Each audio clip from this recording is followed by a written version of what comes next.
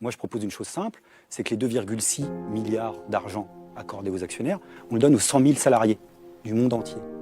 J'ai fait le calcul, ça fait plus de 1 500 € d'augmentation par mois, juste pour donner par une salarié, petite... par salarié total dans le monde. Ça donne une petite idée du décalage dans lequel... Et qui saute aux yeux, c'est-à-dire on parlait du côté des discours politiques qui s'accumulent depuis des années. C'est là où je vous dis, je reparle d'insultes à l'intelligence humaine. Je vous dis, mais écoutez, de toute façon, ne vous occupez pas de ça. D'abord, l'économie, c'est très compliqué, et votre sort est entre les mains des entreprises, parce que c'est les entreprises qui créent les emplois.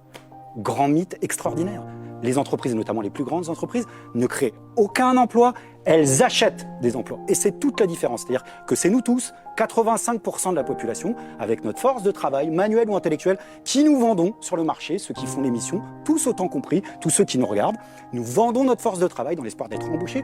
C'est notre activité qui crée les richesses et personne d'autre. D'après l'OCDE, je vous parlais de productivité, 1 heure en moyenne de travail, aujourd'hui, crée 70 € de richesse.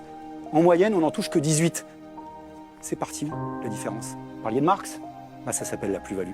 La grande découverte de Karl Marx, en l'occurrence, c'est ça, c'est de nous expliquer que entre la valeur ajoutée que nous donnons aux biens, aux choses, aux prestations, aux services sur lesquels nous travaillons et notre salaire, il y a un différentiel considérable. C'est-à-dire que tous autant qu'on est, entre le moment où on embauche, notre prise de service et notre fin de service, on valorise quelque chose. Et entre cette valeur ajoutée-là, dont nous sommes les uniques responsables, et notre fiche de paye, il y a une différence considérable. Ce que je suis en train de vous dire, c'est vieux comme le marxisme.